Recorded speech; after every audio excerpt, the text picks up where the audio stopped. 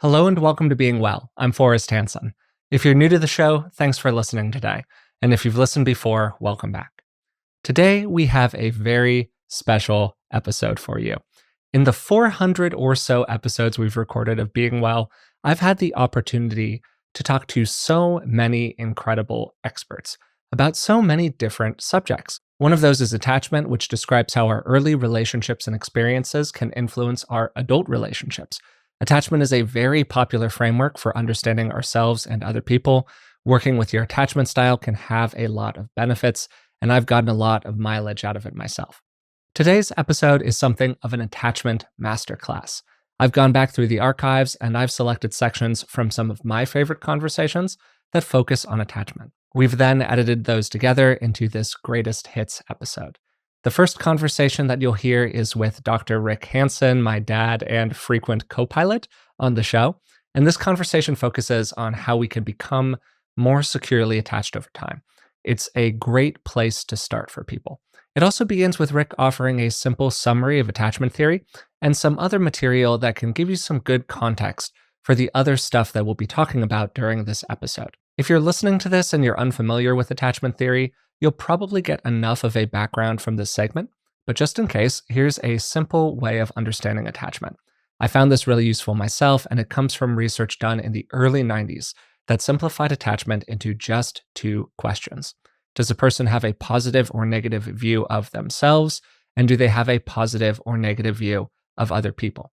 It's two questions that have two answers. So as Rick loves a matrix, there are four possible combinations here. First, you might have a positive view of yourself and a positive view of others. That's secure attachment. Maybe a negative view of yourself and a positive view of other people.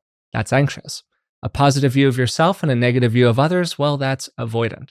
Or a negative view of yourself and a negative view of others. That's fearful or disorganized attachment. Each of those attachment styles has their own unique characteristics, but we can generally simplify things down to the question of trust. Can you trust other people? And can you trust yourself?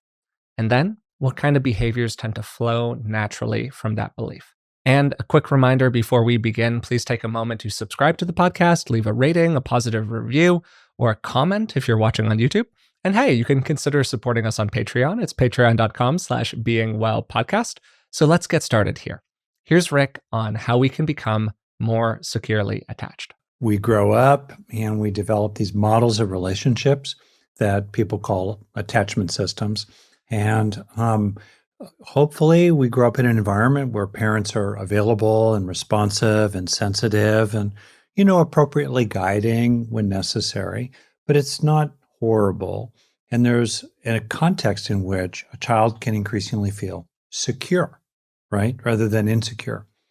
And then, of course, we have other childhoods in which parents are, preoccupied, emotionally unavailable. Maybe they're dealing with some kind of depression or physical health issue or issue with their partner, or they're just, frankly, kind of mean. And in those contexts, as you know, many kids, like myself, developed what could be called a more insecure attachment style, in which they don't feel so secure and they manage it typically in one of two major ways. Either they manage the insecure environment by making their needs very minimal and avoiding asking for much at all from their caregivers, or they go the other way and they become more demanding, more insistent, more reproachful, more beseeching in a kind of a more anxious sort of way. Then there's a third, not so common form of insecure attachment in which people are more disorganized, or it's sort of a combination of those two. And then what do we do? When we come into adulthood? We're going to be doing this episode with the basic assumption that you, the listener, have a general sense of what attachment theory is, in part because we've talked about it a whole bunch on the podcast in the past. To just hit a couple of the important points, if you happen to be a little bit less familiar, there are, like Rick said, kind of three different insecure styles: anxious, avoidant, fearful. Anxious is more of a fear of distance. Avoidant is more of a fear of closeness. And then fearful is kind of a combination of both. It's a general view that the world is scary and people are unreliable. And these attachment styles come from some combination of nature and nurture. It's kind of fuzzy and murky. They're often dictated by nurture, but it appears that there is some kind of nature component, at least loosely associated with it. But the key point in all of this is that as we get to adulthood, we're still carrying around those early patterns of behavior. They essentially set the script for our future relationships. So, Dad, to ask a pretty important question here, do you think people can actually change their attachment style? The answer is definitely yes. Now, to get to that yes, typically there's a combination of self-understanding, effort, some guidance sometimes, if only in reading a book or listening to a podcast, as well as potentially a therapist. But the answer is definitely a yes. And I think that yes has 4 components to it, any one of which are good, and all 4 are even better. One component of the yes is a comfort with and a full capacity to enter into the depths of vulnerable intimacy as appropriate with other people. Second component of the yes is the capacity in relationships to be really yourself. Differentiated, individuated, authentically self-expressed, really being you, fully and fearlessly. Not as a jerk, not as a pompous bully, but fully and fearlessly. That's the second component. A third element of the yes is becoming someone that other people can securely attach to, in that you can unlearn and become free of the internalization of how others treated you, which tends to be the way that we treat others ourselves. So, for example, if someone was raised by a parent who has a dismissive style, a distancing, fending off, pushing away, punishing, bids for closeness in a toddler, say, a person then tends to develop avoidant insecure attachment. And then as an adult, tends to operate in that same distancing, dismissive, at arm's length kind of way. So in this third element of the yes, can you outgrow that? Can you heal that? So you're no longer replicating how your mom or dad or the other kids treated you. And then the fourth element of the yes, I think, is part of the development of this this coherent narrative and these reparative experiences in which you kind of come to peace with all that happened with your mom, your dad, your siblings, and your peers. It's not that you don't wince sometimes when you pull up certain memories. It's not that you change your clarity about what the facts were that actually happened, but you kind of get to a place of resolution about it. That's a real shift inside. So any one of those four is good, and the more the better. Well, that's a great framework for starters, Dad. I'm not sure if I've ever heard it even on our podcast, like quite brought together like that, and I think that was really well done. Thanks. Yeah, for sure. And I think that one of the things that stands out to me about attachment styles, but really also just like relating to ourselves holistically as full people, is that there's a difference between what our tendencies are and what our behavior ends up being. And a lot of life is about recognizing and coming to terms with our tendencies, and then lowering the influence that those tendencies have on our behavior over time so we can increasingly be at choice. And really what we're talking about here with becoming more securely attached is we're talking about being more at choice. So that the long shadow of your childhood experience or your deep nature, whatever it is, doesn't have as large an influence over you, so that you can make the choices that you want to make in the here and now in your current adult relationships. And I think that one of the big things with attachment styles is recognizing that it can be really hard to fully change an attachment style, but it's really okay to not cover all of that distance and to just get to a point where you're functional and you've worked with your attachment wounds to a level where they're just not as disruptive of your relationships in the here and now. And that's an enormous accomplishment. So I just want to hold that up as like a very obtainable goalpost for people, and one that is extremely valuable on its own right. And then from there, when people are talking about this, that's when they often start to turn towards those corrective emotional experiences that I was mentioning in the intro. So, but I wanted to ask you about this, Dad, because this is the typical pathway that people lay out. We've got that coherent narrative, kind of step one, all those Mm. parts. And then step two, oh, you just got to have those corrective emotional experiences with people, right? Have more good, positive relational experiences, take those in, let them build you up. You will develop more secure attachment paradigms over time. But doesn't this create kind of a catch-22 for people? Because people who are less securely attached are less likely to have positive experiences with other people. And so if they're not having a lot of those positive experiences, how can they take in positive experiences to like heal their attachment wounds? And I'm sure this is not your first time hearing this, so I'm wondering what you would recommend that people do. This is something I've thought really deeply about because it's so Okay, great. common and it's so Yeah. important. The way I look at it, first of all, is that the more you have been let down by other people, the more that healthy social experiences are really a thin soup in your life, the more important it is to look for those nutrients wherever you can find them. It's kind of like the more that you're starving, the more important it is to look for any kind of food. And I think of this in a way at like 5 levels, from mildest to most intense. Look for the facts of being included in simple ways. You're part of a group. Maybe you experience being in common cause with others to help the planet.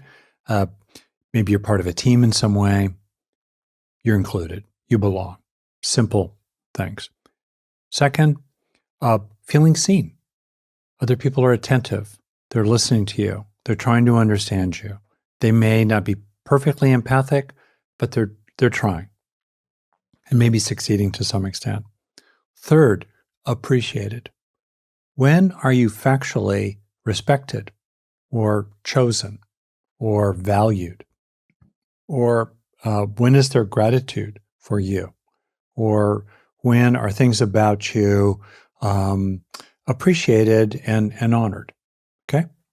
Fourth, liked. Simple forms of friendliness, healthy affection, ordinary kind of banter with other people, messing around, joking. It's not a 10 on the friendship scale, but it's at least a 1. Friendliness. And then fifth, loved. When are you factually loved?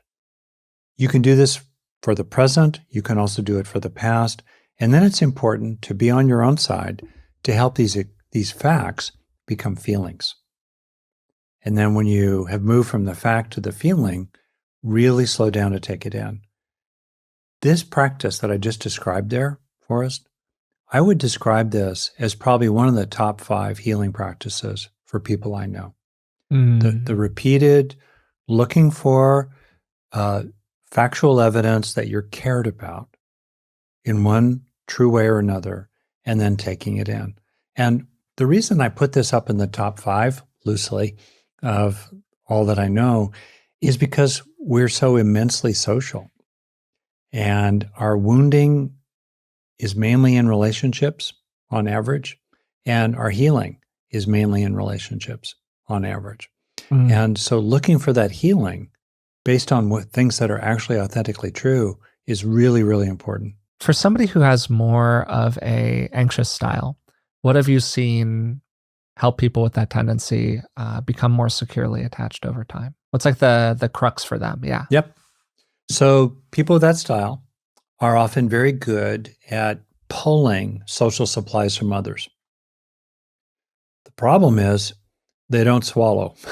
In other words, they have them, but they don't internalize the experience. They don't consume them. And so then why? Yeah. And there are different reasons that I find can be very interesting to be aware of. One is understandably, the child inside thinks that if I'm not needy, you will not come through for me. And as soon as you, the caregiver, detect that I'm self-sufficient, you'll abandon me catastrophically.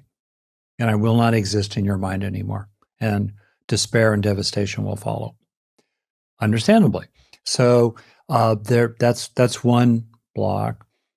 Another one is a kind of habit of reproach. That word reproach is a good word. It's like a kind of melancholic grievance, kind of sorta, where you just feel let down and you're reproachful.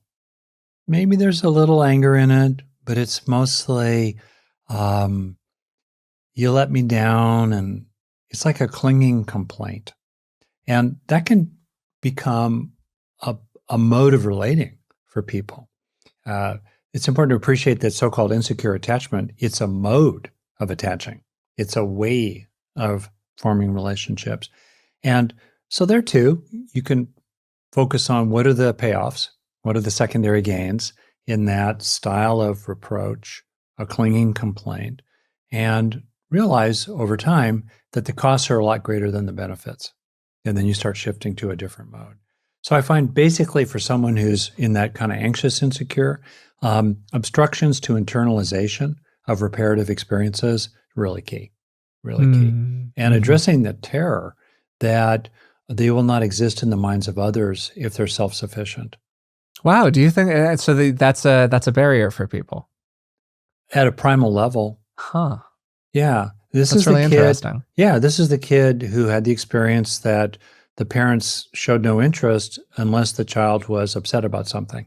So the fear being that if I'm not upset about this, or if I don't have a basis for complaint, and then someone with this style can be motivated to look for a basis for complaint, which unfortunately can have the paradoxical result of actually driving other people away.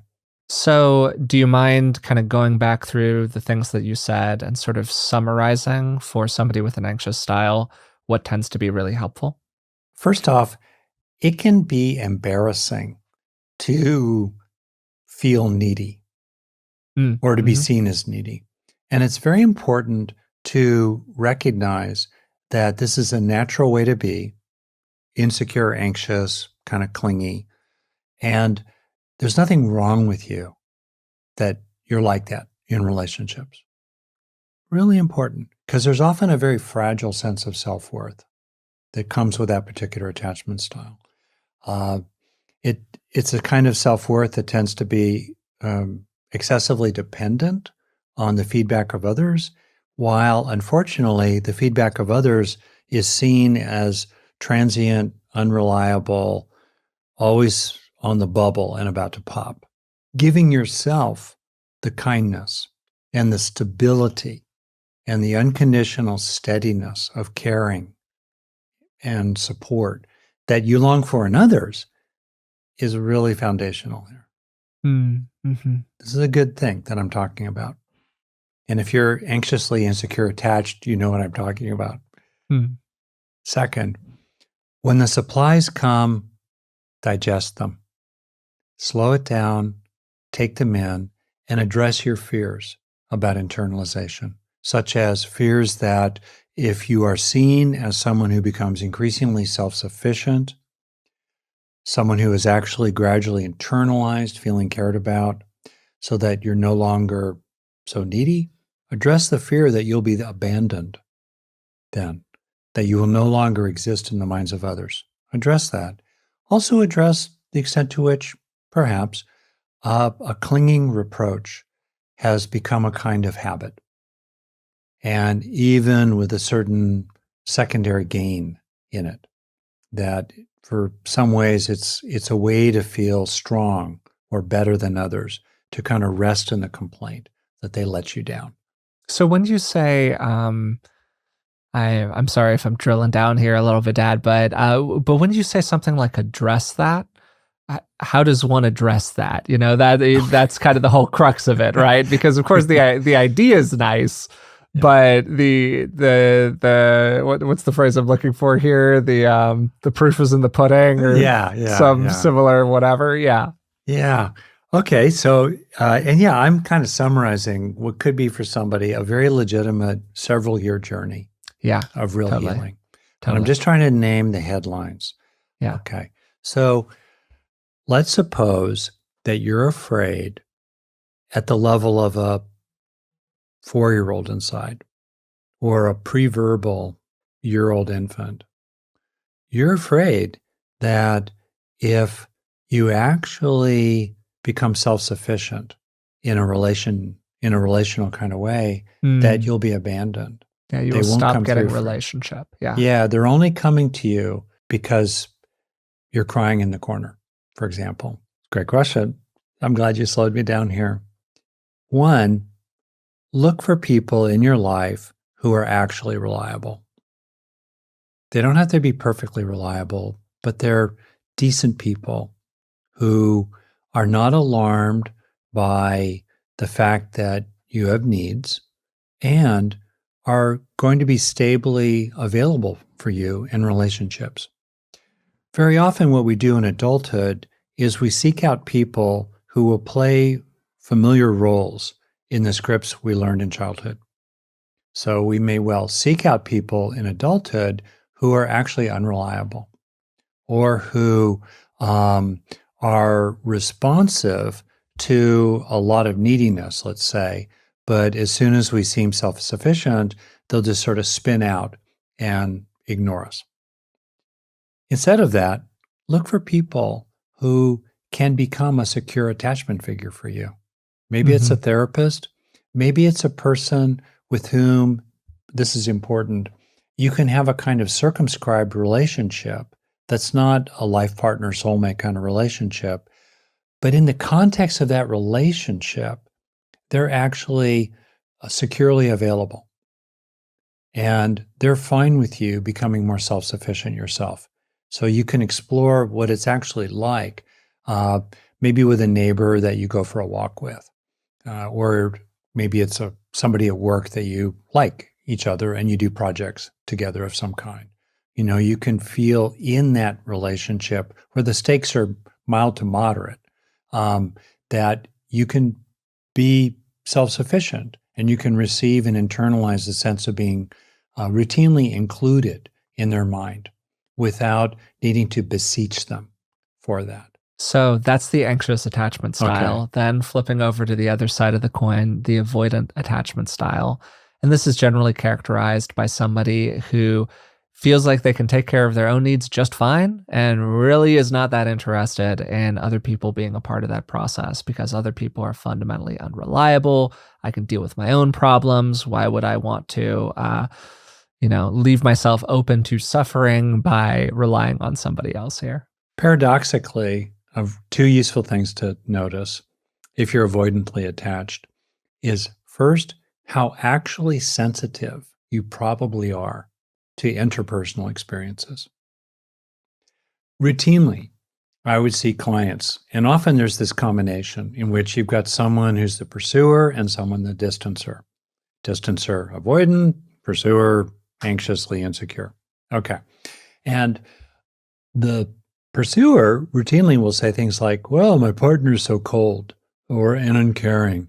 I think it's usually a he has Asperger's. I want you to diagnose him with Asperger's, doc.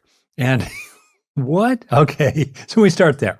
And actually, it turns out that the more distancing partner is extremely sensitive interpersonally and really affected by little upsets, and including their partner being unhappy about this or that with a desire to immediately, because it's so upsetting that their partner is unhappy about this or that, they then want to problem solve and shut down their partner's upset to kind of manage the upset inside themselves that resonates with the upset of their partner. And so, one, paying attention to how interpersonally sensitive you actually are, which is an interesting reframe that's often quite helpful in relationships. And second, to really honor how important relationships actually are for you. Because if they weren't important, you wouldn't have to distance from them. It's because you care so much that it's so painful to be pushed away. So you try to dial down the caring so it doesn't hurt so much to be pushed away. And then that strategy takes on a life of its own. It's kind of being honest with yourself if you're the more avoidant person, like how important other people are to you. And I'm just recalling with some emotion here situations where seemingly, very stoic and stony just starts to break and fall apart and start crying when they start to actually name out loud how important their partner really is to them. And I'm just hearing it's like a little girl or a little boy inside um, who's admitting in ways that are really scary sometimes how actually important other people are to them. Mm-hmm. So there's this. And so then to be able to do this, takes self-awareness, mindfulness, support for the inquiry. Yeah. All that This other. to me is a huge bucket of tears thing. Like as somebody who, I said earlier, I think that if I have an orientation, I have more of an anxious orientation. That's totally true. Yeah. But I definitely developed aspects of this particular coping strategy around strong emotions. Becoming, and that was sort of my retreat into my head, the very top-down process, very logical, very rational, very kind of like arm's length. I had a friend who used a phrase that was something like, Forrest, my relational style is a smile with a stiff arm. It's like there's always that arm's length. You can almost feel the bubble around the person. Yeah. And I kind of had that for a while. They were saying that with regards to themselves, but I was like, yeah, I feel you. And because it was sort of a similar thing. And for me, it was a very vulnerable process. Like often when people kind of break through that shell and they start to do that emotional unearthing work, it's just there's a lot of emotion involved in it. And that is a lot of the time the kind of reparative process. I learned a lot from Masterson. I was in a case conference with a teacher and friend of mine, Carla Clark, to give honor where it's due. That was extremely valuable. And Masterson is really good on avoidant attachment styles. And it helped me to realize that there were major components of that in my own psyche that was really useful to come to terms with. And one of the key insights I got from that work had to do with the notion of optimal distance, in which we're orbiting. I'm an optimal distance person. I live in the world of optimal distance. All right. A lot of the time. And to just but go ahead. Yeah. My version of that smile and the stiff arm is the person who reaches out their hand to shake it while leaning back. Sure. Yeah. And and that's a person who neither fully lands in intimacy nor fully breaks free in escape velocity into full self-expression, and thus orbits attachment figures of different kinds. And so the opportunity then for a more avoidantly attached person is to strengthen both of those poles, to become more comfortable with closeness, and to become, if you think about the original dismissiveness that was kind of the basis for this, the unlearning and the counter-learning is to realize that other people will tolerate your closeness without punishing bids for closeness or without pushing you away. And it's therefore important to find friends, lovers, mates who are okay with you resting in a kind of closeness with them. Because if they have an avoidance style, that's going to tend to push you away on the one hand. On the other hand, to become increasingly comfortable with full self-expression, with just being you. Because there too, the avoidantly attached 15-month-old in the strange situation, the classic paradigm in attachment theory that you were talking about, does not express their distress at the parent leaving the room, nor when the parent returns does the avoidantly attached toddler rush forward to hug the parent, complaining, as a toddler would appropriately, that the parent left them alone in this scary room. Okay? Neither expression authentically of what they really feel, which is that their heart rate is spiking. They check these things out in these scientific paradigms. Their heart rate is spiking. They're really stressed, but they don't display any of that. They don't reveal it. Nor do they move into connection. So you want to be able to do both as an avoidantly attached person and look for opportunities on the point I'm making here to express yourself more and more fully in a variety of ways. The next section is also from a conversation with Rick where we focused on common attachment wounds and how people can address relationship patterns associated with those attachment wounds. So in this conversation, Rick and I went through 4 different common situations, and Rick gives some great advice about how to deal with these kinds of experiences, most of which are linked to insecure attachment styles. I really enjoyed this conversation, and I thought it was really practical. So here it is. So here's what I would like to do with you, Dad, if you're up for it. I'm going to return to some of the symptoms that I mentioned earlier, some specific things that a person might be dealing with related to any of these forms of attachment wounding. And I'm going to say some common symptoms. And I would love it if you could give just a couple of quick recommendations for the person who might be experiencing them, of things that they can do these days to improve them a little bit. You bet. And I am able to do drive time radio. Love it. Love it. We're gonna get you practicing those CNN hits, Dad. 90 seconds, tight, in, out, cut to commercial. So issue number 1, the person tends to struggle with fears of abandonment or being alone. They might be clingy, kind of possessive, jealous, or just feel uncomfortable when they're not in a relationship. So they are really looking for some kind of a particularly romantic relationship as a source of self-validation. 1, take in the good of ordinary, typically pretty mild experiences of feeling seen, included, and sustained in relationship with other people. So you start building up the emotional memory of not being abandoned, and in ways that can actually give you increasing confidence that you won't be abandoned, and also give you more and more of a built-up sense of refuge inside that you can turn to if other people do let you down. Second, choose wisely. Think about whether you're reenacting this setup from childhood of being with charming people who are going to let you down, or people whose idea of relationship is a mile wide but an inch deep and are going to disappoint when push comes to shove. Think about who you're choosing. And then the last thing I'll just say, especially if you're looking for a romantic relationship, if they don't think you're pretty great within the first 20 to 40 minutes, they probably never will.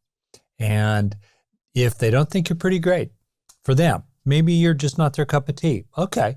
But if they don't think you're pretty great within the first 20 to 40 minutes, they're disqualified. They're DQ'd. And instead of trying to get blood from that stone, take a breath, allow the grieving to pass through you, get in touch with your inner caring committee, that internalization of experiences that have been good with people, and look for somebody else. The top 2 qualifications for being in a relationship with somebody are that 1, they're a basically kind person, and 2, they think you're awesome. Hey, that's the top 2. If they're not crossing those top 2, they are DQ'd. I mean, I can just look back through my own relationship history. A big chunk of my mid-20s was spent pursuing people who were like kind of into me, but not really into me. And I just wasted so much time trying to push a boulder up a hill that was never going to get to the top of that mountain. May I add one more thing? Yeah, please go ahead. Often people who are vulnerable to feeling abandoned and are anxious and kind of clingy is that they're always waiting for the shoe to drop, to give them a reason to withdraw, or they feel like a fairly mild misattunement or not really understanding or clueless disengagement by the other person is the death knell in the relationship. And instead, my last piece of advice for that person is try to repair. In other words, if there is a misunderstanding or there's a breakdown, help yourself to understand the scale of it. Maybe it wasn't that big a deal. Actually, maybe it doesn't mean the end of the relationship. And maybe you can communicate with the other person to help them understand little things. And you can also make sure you're internalizing their actual care for you. I've known numerous situations where person A and person B, A is saying to B, you don't love me. And person B is saying, I actually do love you and I'm loving with you. And person says, oh, no, you're not. Well, actually, I can see that person B is loving. Person B is actually acting in loving ways. But person A is just committed to a complaint about person B, which will eventually drive B away and be the self-fulfilling kind of activity, unfortunately, that makes sure that A never gets what they really need. So try to repair. Try to repair. If you can't repair, then they're not qualified, but try to repair. Great. So that was issue 1, Good. which we spent a little bit of time with, but a lot of that was driven by me, so I'll take credit for that one. Okay, so issue number 2. The person needs a lot of reassurance from others. They're very externally referenced, and they require a lot of outside feedback to build up their own self-worth. And one example of this could be somebody who tends to quickly move towards sex in their relationships and uses sex as a tool to feel loved or worthy as they are. What do you think? One trick pony over here, taking the good of when you actually are acknowledged, when those social supplies, the narcissistic supplies of praise or joining or like-mindedness or esteem, making you special or being impressed by you, when that comes your way, slow it down and take it in. And I think it's especially important to look for forms of healthy approval that are not contingent on your sexuality. They're about you as an overall being, not whether you're attractive, not whether you're good and bad, but just simply you as an overall being. And when it comes your way, take it in. As someone who did that practice a lot, it can be helpful sometimes to explain to your friends why you're this way and why you're asking a follow-up question. So you liked what I said at work. What did you like about it? Right? To kind of explain and do your side of it, though. Make sure you're taking in the good, but sometimes you can kind of explain to others what's going on. And then to flip it around, what if you're with someone who needs a lot of reassurance? And very often what people do is they withdraw from that pull for support, that pull for reassurance, when in fact that just creates an even greater hunger and insecurity related to reassurance. What's more effective is to authentically deliver reassurance and other forms of approval, love, commitment, loyalty, and so forth to that person, and ask them to be sure to internalize it so that you don't get exhausted and you're not in this kind of situation where they're like a vampire always needing to consume who never fundamentally gets fed. Great. And a fantastic thing to track, both in terms of how other people speak to us and how we speak to other people, is how often you give a comment, particularly to whatever category of person that it is that you are attracted to, about something other than their physical appearance or the way that they look, other than a superficial comment. Because it can really, reveal some things if you have a friend who only ever compliments you on your appearance or things like that, because that can be a very superficial form of validation, and it can fill up something sometimes for people that's already full when they have this other bucket over here that is in desperate need of filling. And then you have people who are the other way around. For a long time, I got complimented frequently for all of these traits, and absolutely none of them were related to how I looked or how I moved through the world or how skillful I was in my relationships with other people. And that for me was a real hole that took some time to get filled. And I had to kind of go out of my way to deliberately fill it in ways that you're describing, Dad. Good. All right. Great. What's another one? Boom, Issue boom. number 3. Issue number 3, drive time radio, like you were saying. The person has big issues with trust and related to that, emotional vulnerability in particular. So this could be a unwillingness to be emotionally open with others, excessive fears of being cheated on or otherwise betrayed that go beyond what you would think of as being understandable, or otherwise somebody who just starts to feel very uncomfortable when the rubber is meeting the road of like deep emotional connection. Okay, great. So first off, validate legitimate mistrust. Sometimes that little bell starts ringing and we don't listen to it, but we actually really should. So that.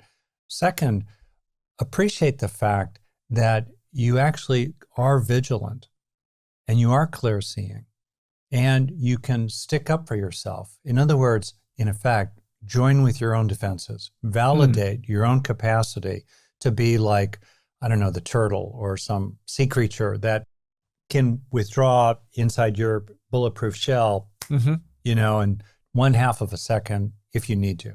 Paradoxically, then, you can afford to be more open. So that's actually a really useful, weird, kind of counterintuitive trick. If you trust your ability to take a step back, you can be more comfortable taking a step forward. Totally. Excellent. Also, when you are with people who are reliable, which is the foundation of trust, if they are reliable in everyday kinds of ways, take that in and notice what comes up for you about a difficulty in internalizing that you're with people who are reasonably reliable. Because maybe you're afraid that if you actually let in that experience, you'll lower your guard and get fooled again and be betrayed. So still, even though that's an understandable reaction, it gets in the way of the internalization of what you really need to do. Next, be realistic in your expectations of others and explicit. Right? What for you is the foundation of trust? And what are the actual agreements? So very often what people do is they think they're in a frame of agreement with other people, but the other people don't think that way at all. Didn't really realize that it was a big deal to show up on time, or like, what's 5 minutes? And yet maybe that's a big, big deal for a particular person. Or what does it mean? I think about romantic relationships. There you are, you're sitting with your romantic partner at a dinner table, and somebody attractive walks across the room, and your eyes flicker over to that person for 1.7 seconds and then come back. Is that really a breach of fidelity in your romantic relationship? What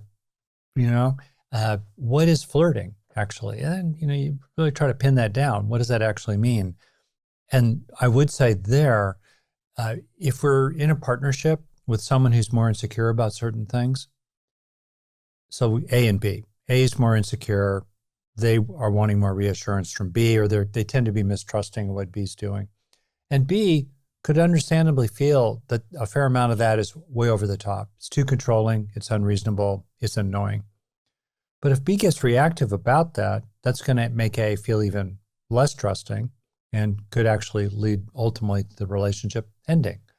Alternately, B could sort out, okay, what am I fundamentally willing to do, right? Not because I think it's reasonable, but because I love my partner. I have compassion for my partner. I understand where this trust stuff comes from. They had a father who was disappointing and betraying and maybe seductive and then withdrawing. It was complicated. I get it. You see what I'm saying? And then if you're A, it's actually skillful sometimes as well to say, look, I'm not trying to argue that what I'm wanting is reasonable. I'm not in the frame of reasonable, unreasonable, should or shouldn't. I'm just saying at a human level, I'm this way. This is what I need right now. I am this way. It would help me even to heal being this way. If you would be extra careful when we're in company, especially, let's say, if we're talking with a woman who's attractive, and let's say A is a woman, B is a man, do me a favor, stand a little closer to me. Put your arm around me. For its own sake, just because I'm asking for it, not because it's reasonable or because I think you're a bad guy who's going to sleep with her and just cheat on me. Just because it helps me out. Yeah. Helps me out. And then it's totally a lot cleaner and easier to get what you need from others. Great. Well, I just have one more of these, Dad, but it's a bit of a doozy. And again, we could spend several episodes on this. Issue number 4. The person tends to seek out one, usually problematic, kind of partner over and over again. They might say that they're open to different types of people, but in practice, most of their partners tend to have similar characteristics or tendencies that lead to similar problems in the relationship. An extreme example of this could be somebody who consistently makes excuses for or tries to fix their abusive or otherwise problematic partner. So that's one version, but this could also show up a lot of different ways. What do you think? Well, a couple things. One is to ask yourself, what is that I'm actually seeking as an experience? This is a point that you and I really emphasized in our book, Resilient. In other words, the form that you're going after, an older figure, a physically highly attractive person, someone who is also passionate about rock climbing and adventure sports. Mm-hmm. Whatever it might be. Someone who has a little bit of edge. They feel a little dangerous, whatever it is. Okay, that's right. So that's a means to an end of a certain experience. What's the experience you're seeking? Yeah. And ask yourself how you could find that experience in safer packages, more reliable packages out there in the world, or B, how you could start to give yourself more and more of that experience almost on your own. How could you find that inside yourself? That feeling of adventure and energy and juiciness, that feeling of sexuality, that feeling of having status and confidence in yourself in society that you might get by hanging out with a person who's quite wealthy, for example. That's useful. The second thing that I find really useful, and this is where I'm drawing on, 50 years now, roughly, of working with people. The clock is ticking every day. I think sometimes we put up with behaviors on our part because we're just not prepared to recognize that the clock is ticking. I think about the saying from sailing that you have all the time in the world until you have no time at all. And unfortunately, people will clock year after year, not really helping themselves to have what they long for. And then finally, they have no time at all. Give yourself one more shot at the kind of person that you think you have to have. And then if you don't have that going well by a certain date, like the end of the year, 9 months from now, or, by the summertime, decide for yourself, if I don't have it by then, I'm going to take a different road. I'm going to walk down a different road. I'm going to implement the advice of my friends. I'm going to do what makes sense to me, and I'm going to go in a different direction. And I'm going to stop chasing the hit, the fix, the cheese that's just not going to be found down that tunnel. Okay, so Rick and I have set the stage here, and we've offered some general advice about unlearning old patterns and healing attachment wounds. We learn by exposing the brain to new information. If we don't have new experiences, we can't learn. And the secure attachment experiences that can help us develop new, healthier patterns mostly come from having a certain kind of interaction with other people, one that brings us closer to each other rather than pulling us apart. Those conversations are not common, and they are not easy to have. And this next segment comes from a conversation that Rick and I had with the legendary Dr. Sue Johnson, where she explains how people can get better at having what she called a hold me tight conversation. Sue was a clinical psychologist and the creator of emotionally focused therapy. She passed away recently after 3 years of living with cancer, and she was easily one of the most authentic and kind people I've had the privilege of meeting while doing the show. She changed many lives through her work, and I'm very grateful for the short time that we spent together. So here's Dr. Sue Johnson. You painted this picture in the beginning, right, of this couple who comes into the office, and you said, I can teach them all the skills in the world. But once they exit the skills demo, they go right back to killing each other. What I'm wondering, Sue, is what the missing puzzle piece was that you found through your work to get those skills to stick in real life as opposed to being just stuck in the demo. The missing puzzle piece is, if there is one, to be there is one, all right. Forrest. The missing puzzle piece is, you don't have to teach skills. You have to sing to people's amygdala, and the music in their amygdala has been there forever. Since we struggled out of the primordial ooze.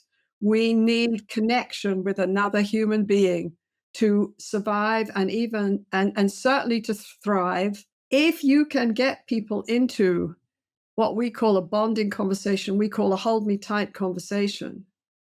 If you can get people into that conversation where they accept their own vulnerabilities, they're able to share them and reach for their partner in a way that pulls their partner close, and they have a bonding conversation, you don't have to practice it. You don't have to teach it. They will remember it. It's biologically prepared learning. They will remember it because their whole nervous system says, this is about survival. This is what I need. I can be here and be myself and explore and grow. This is it. Our research says, never mind just doing EFT, if you code these conversations on a videotape, which you can, if you code them, when people have these conversations, it doesn't just predict marital satisfaction, better sexuality, more trust, more secure attachment. These are huge. This is much better than just feeling better about your marriage. It doesn't predict just predict all these variables. It predicts less depression, less PTSD, because our biggest resource as human beings is to turn to another and know that another is there for us. Then our pain is manageable and tolerable, and we can work through it with somebody else, not when we're alone. The point is that our follow-up was fantastic. It stays, these things stay, because once you learn to have hold me tight conversations, you keep having them. What's it feel like from the inside to be in a bonding conversation?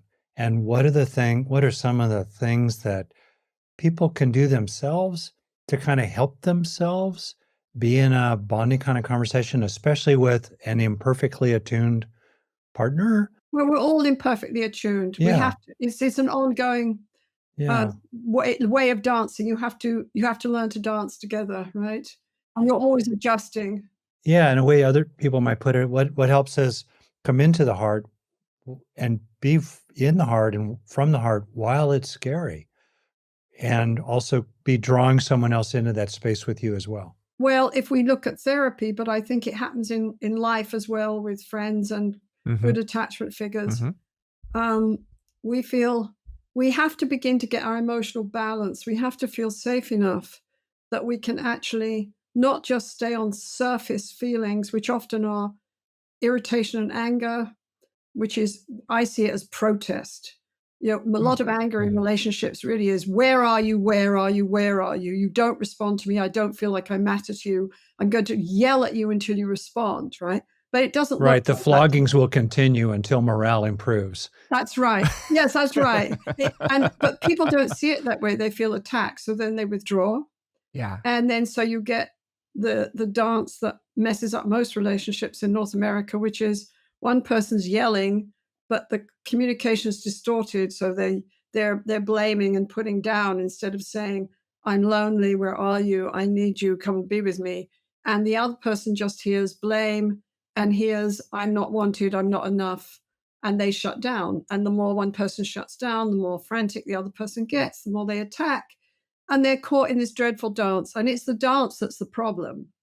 They're just human beings. But in order to move into a bonding conversation, and I write about this in Hold Me Tight for couples, but, in order to go into this conversation, somehow, whether it's through friends, therapy, even maybe meditation, some process of awareness, we have to step past the surface, reactive, shut down, defensive, anger, and meet our vulnerabilities, meet whatever it is that's pushing this. And it's usually sadness, some sort of shame, fear about the self as unlovable, or fear of rejection, fear of abandonment, fear of isolation, which is wired into your nervous system as a bonding mammal. Okay. And you don't get to choose that one. It's not about how intelligent you are or how strong your personality is. That's wired in. We feel safer when we're connected with others. This is all over the place right now. Everyone's decided suddenly that loneliness is a problem. Well, yeah, duh. It shuts down your immune system. It creates you're flooded with cortisol. I mean, we could go into it forever. But, what attachment does is tell us about that vulnerability and tell us that it has logic and order to it. It's not a weakness. And when people can start to feel it, when Danny can say to his wife, actually, I don't really need to make love to you 3 times a day. I need you to touch me. I need you to reassure me that I matter and that you need me. And I go into a panic when I see you being distant. And I understand how I've pushed you away with all my demands now, but I'm scared. And his wife, this would happen so often in couples therapy. The other person would look like their partner had turned into an alien from space, because they had.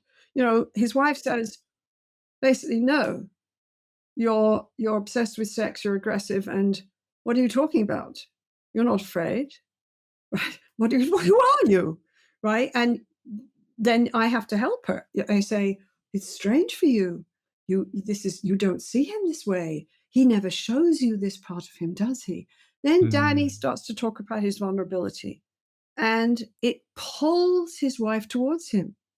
And as he goes into his vulnerability and admits what he needs, most people, you say, what do you need from your partner? They say, I don't know, less conflict, for her to be less mean. They're not aware of their needs. Then Danny can ask for his needs to be met. I need you to touch me.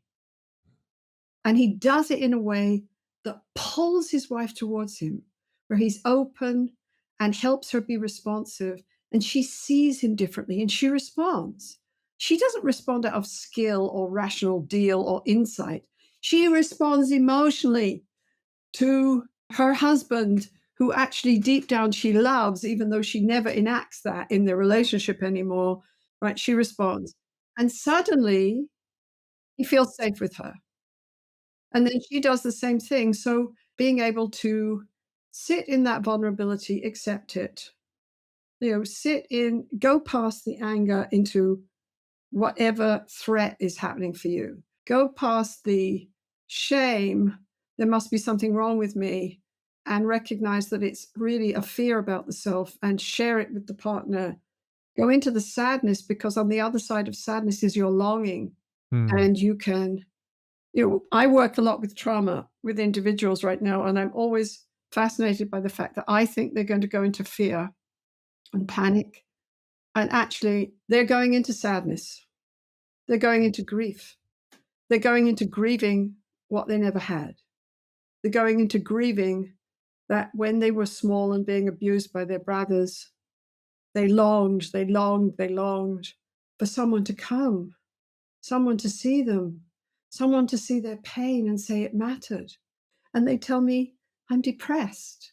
But when we really go into that depression, she's not depressed. She's heartbroken. And when she can talk about how heartbroken she is and how sad she feels, and I'm there with her, and we can walk into that and out the other side to what she needed, and a sense of secure connection with self, that this is what she needed and there was nothing wrong with it. That translates into a secure connection with her partner, because she can then tell him, this is what happened to me. This is where I hurt. This is what I need. I need you to come and hold me. Relationships heal, and they're the most natural place we have to heal. What distresses me in our field is that I look at how we train therapists, and we train them in techniques. We train them in, give me the quickest way out of this with a client. The manual is you have to know to go in and connect with somebody and attune to them. And if you don't know that, you might as well throw your manual out the window. Rogers believed in growing people. Bowlby believed in growing people. Your job is to believe that people can grow. And if you see good love relationships, never mind therapy, when people fall in love, if it's a good relationship, they grow each other. To ask you about this, Sue, and there's so much there. There's might be somebody who's listening to this podcast right now who is going, wow, this sounds amazing. I would love to be able to have this kind of an interaction, this kind of a conversation with my partner. But my experience is that they're just not that receptive to it. In a classic therapeutic setup, there's often one partner in the couples counseling who is more energized to be there than the other partner, and maybe they're kind of bringing along their partner who's doesn't really want to be doing this thing, either in like a therapeutic setting or just having an interaction with your partner that you want more availability from. What helps move people there in the first place? Well, if you look at the conversations in Hold Me Tight and you look at the way we do couple therapy, we don't start with saying to people, please be vulnerable. And Yeah, totally. Yeah. We start with validating where they are and the fact they have good reasons for being where they are. So we start with looking at the dance they do, the pattern they do, and the dance is the problem. The dance and the disconnection The dance of distress and the disconnection are the problem, not the conflict per se, or the fact that they're different, or, whatever, all the other ways of framing the problem is. And we talk about the dance. So we say, do you notice? They'll tell us all this content and we listen, but then we say, do you notice that what happens here is you don't feel heard, so you raise your voice. And the more you raise your voice, you're trying to get, what do you say, get through to him. And you start pointing things out and you get more and more upset. And I noticed, Peter, that as your wife does that, you turn away, your face goes flat, you look out the window, you shut down. And the more you shut down, the more you shut her out. And the more you feel shut out, Mary, the louder you start to yell. Have I got it? And they'll say, oh, yes. And I say, you've been doing this for 20 years. Yes. Oh, my goodness. That's such a terrible dance, isn't it? And it's taken over your relationship. We all get stuck in patterns. People start to see where they're caught. And then a therapist makes enough safety that the therapist starts to be able to, we call it finding the raw spot, starts to be able to validate these vulnerabilities. Like I might say to Peter, of course you shut down, Peter. Of course you do. From what I know about your family, that was the only safe thing to do. There was no other choice. You had to learn to numb out. Let's talk about that. What happens to you when your wife starts to yell? You say, oh, I don't know. But he does. I just have to hang in with him, right? And so I ask him very simple questions. What's happening right now when you look at her face? What's that like for you? What comes up? And of course, what comes up is some version of, well, I'm uncomfortable. And where do you feel that in your body? Well, I'm tight in my chest.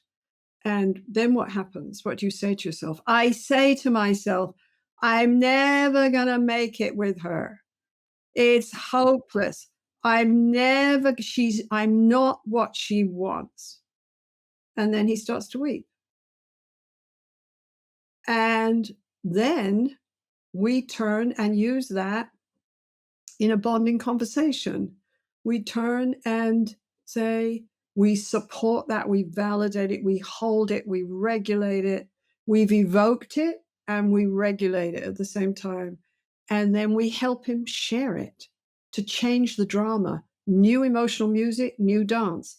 Can you turn and tell your partner, please? I do shut down. I do. I shut down because I feel like I'm going to fail whatever I say.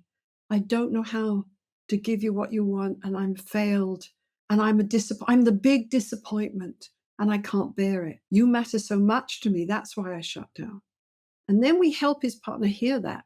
Well, that's the beginning of a bonding conversation, but where you share vulnerabilities and fears and needs. But couples have to go into it if they've never seen it. Literally, it's hard for you to do a dance you've never seen. Yeah, a lot of people don't have good modeling around any of this. Yeah. Right. Some of them do. If you've had a good relationship with a parent, you maybe know it. If you've watched your parents in a good relationship, you know it. But some of us have got no models at all. And so then the therapist or a story that has to show you that's possible. Our society these days, there's a lot of messages out there that this isn't even possible. That the way to have a relationship is to once you're familiar, it's going to be boring, and the only way to have great sex is to have affairs and not tell each other, and it's all about you and how self-sufficient you are. This is rubbish. Relationships are water for us. I mean, what I've seen, and again, I'm thinking here about people whose 99%, if not more, of their interactions will not be with a skilled couples counselor. They will be in the wild, as it were. And so one thing that I've just seen that's hopeful to Forrest's question, and it's been my journey as well as a kid who was, I grew up as a kid who was very shy, socially awkward, felt horrible about myself. So my own journey, and I've seen it in others, is, and I just want to check this with you, I think you'll agree, beginning with self-awareness, opening up to oneself, tuning into oneself, and being resourced enough in various ways to start getting in touch with yourself it certainly does help to have models where basically whatever the other person does in an important relationship, if you can be that person who's relatively centered and in your heart while you speak and sharing your experience and being in your experience as you in your experience as you name your experience. In other Yes. words, being congruent in a very Rogerian kind of sense. I adore Yes. Carl Rogers. So there you are.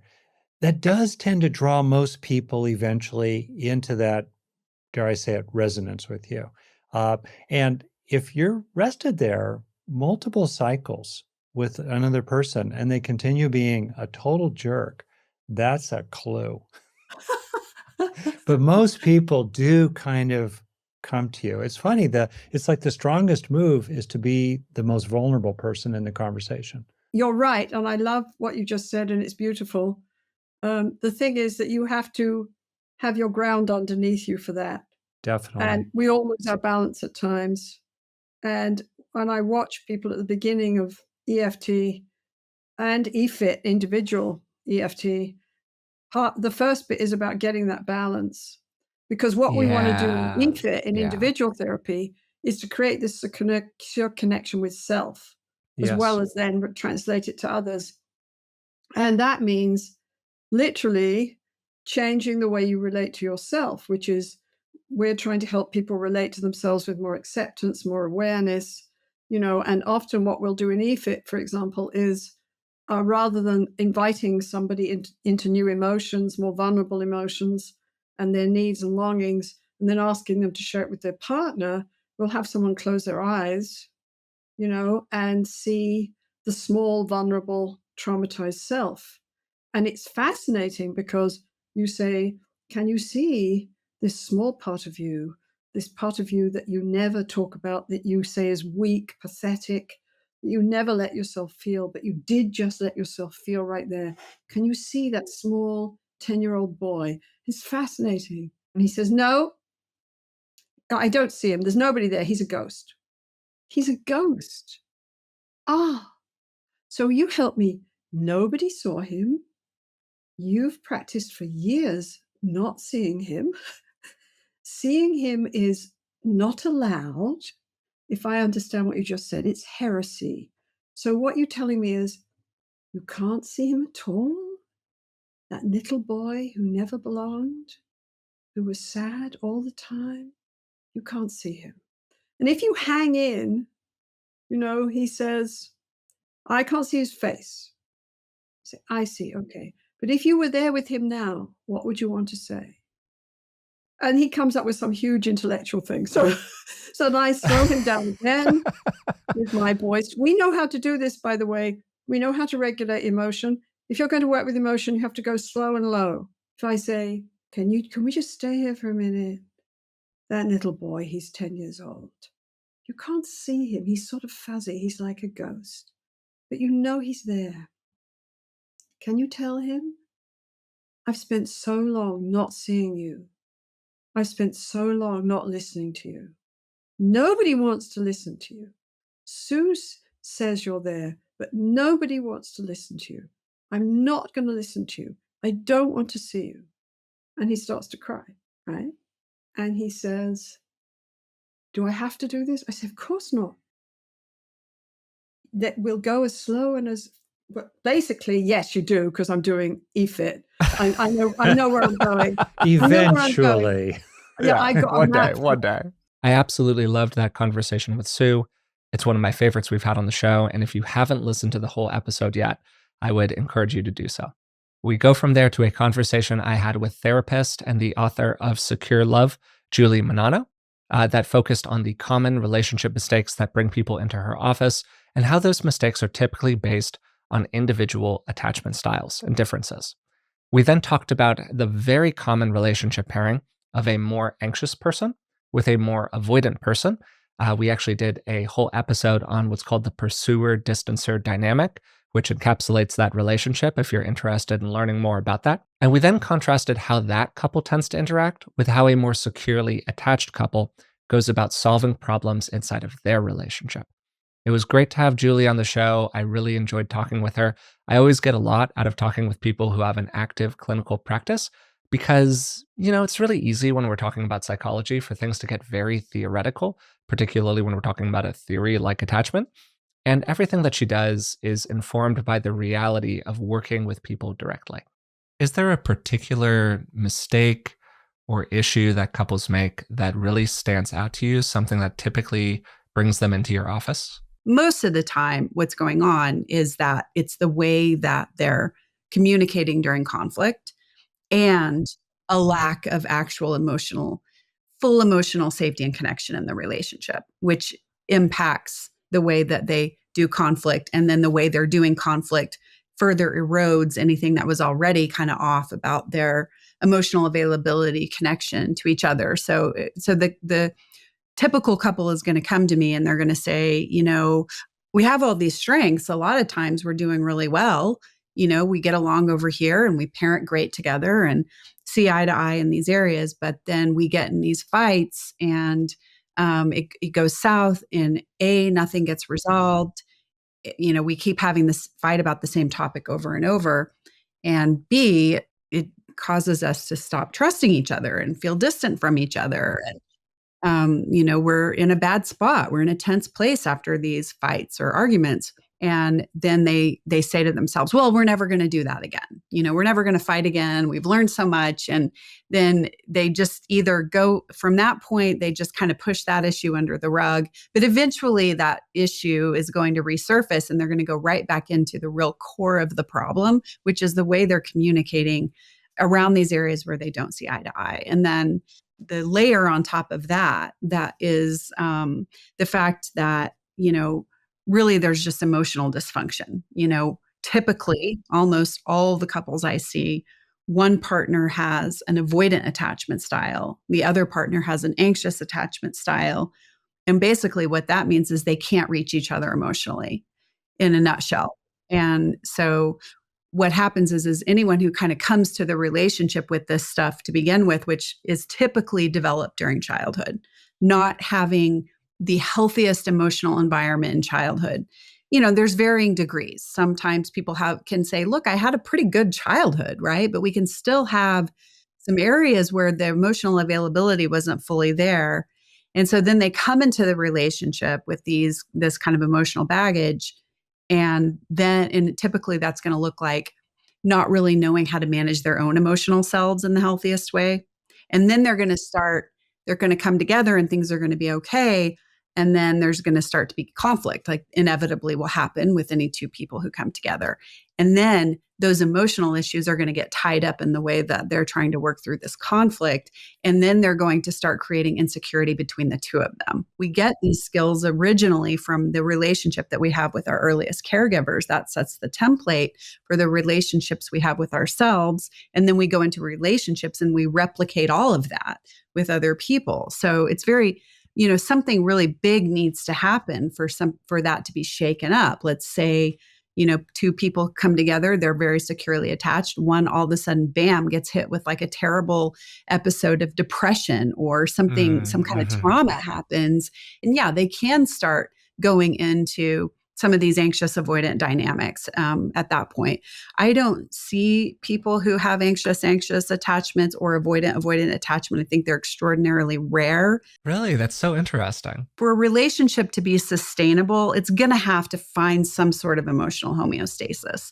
The anxious partner is the one constantly trying to close the distance, resolve problems, create more closeness, fix things, reach. The avoidant partner is the one that's over here going, let's just not make things worse, right? I'm not going to work on closing the distance because every time we try to resolve something or get close, it turns into a fight. And so I need to protect the relationship in my way by kind of pushing problems under the rug, pretending they don't exist, trying to get my partner to just calm down, right? And so if you have two people with this anxious style where they're both fighting for connection, it's just too much energy. It's probably not going to last very long. It's going to be exhausting, and the end game isn't going to work out too well because these people don't really know how to connect. right? That's kind of the core issue is they're wanting connection. They're very well aware that they want it, but they also don't really know how that looks or feels anyway. For the anxiously attached person, you mentioned Mhm. there's this deep desire for connection, which I think hallmark of anxious attachment, the bucket that can never be filled. Like the constant reaching for these kind of emotional resources or love, security, the feeling of safety, all of that. So they might get it right now, and when the food is in their mouth, they can taste the flavor of it. But the moment they swallow, the flavor's gone, and even kind of the sense memory of it is gone as well. But you mentioned something there about there's this desire for that, but without any real sense of like how to get it or internalize it or what it would be like if they had it, kind of like a dog chasing their own tail. Would you mind Yeah. talking about that a little bit, or maybe doing a better job of explaining it than I did? Yeah, I mean, I think that what you just said about, taking the bite and it's fine until you swallow it. I would add to that it's fine halfway through chewing. And then all Mm, of a sudden, it's like the second the brain yeah. registers something kind of good, it's like, bam, good things go away. Good things go away. That's been their experience with unpredictable relationships and predictable emotional availability, right? When something's unpredictable, you have this hope. It can kind of like you've had enough of it to know that there's hope, that it exists, but you haven't had enough experience with predictability and consistency. So in your experience, not yours, but someone with an anxious attachment, in their experience, anything good that came their way didn't come back or was ripped away from them. It was like sometimes I get emotionally responded to, sometimes I don't growing up. And so they take the bite and it's like halfway through chewing it, their nervous system says, oh no, alarm bell, something good is coming our way. That means it's going to be followed by loss. How does a securely attached couple solve problems in a different way? Like, what does that look like when in what you would describe as a securely attached relationship? And how does it contrast with what you painted earlier? Lots of layers there. First of all, they're less likely to get triggered by each other to begin Yeah. with. So we have to start with that as a starting point. But even in the most healthy of circumstances, the healthiest couple out there, something's going to go wrong at some point. They are going to trigger each other. They are going to bump up against a topic that they're not fully equipped to navigate or whatever. And, people get tired, people get hungry, people are stressed out by a situation more than the other. I don't know that there's any such thing as like a perfectly secure attachment, Yeah, for sure. two people who just constantly feel great and there's never a problem. And so what it is that the securely attached couple, I would say probably to kind of speak to what you just said is that when these ruptures happen, they're going to join each other. They might kind of start off with, wait a minute, what are you talking about? Especially people who've kind of earned this secure attachment through a lot of work. They're more likely to kind of fall back on those old patterns. Start with some activation. Yeah. Which is Yeah, totally normal. Yeah. totally normal. Yeah. They're going to fall back, but they're going to quickly regroup and they're going to be like, okay, hold on. Let's just try to meet each other. Let's do some co-regulation here. We have a lot of evidence that we're going to be able to work through this. We've been doing a great job. Let's just kind of breathe together. Let's hold each other. It might look like that for people who are, really kind of savvy with this type of work, especially. Some people, they might just, go, okay, help me understand what's happening. It's a great line.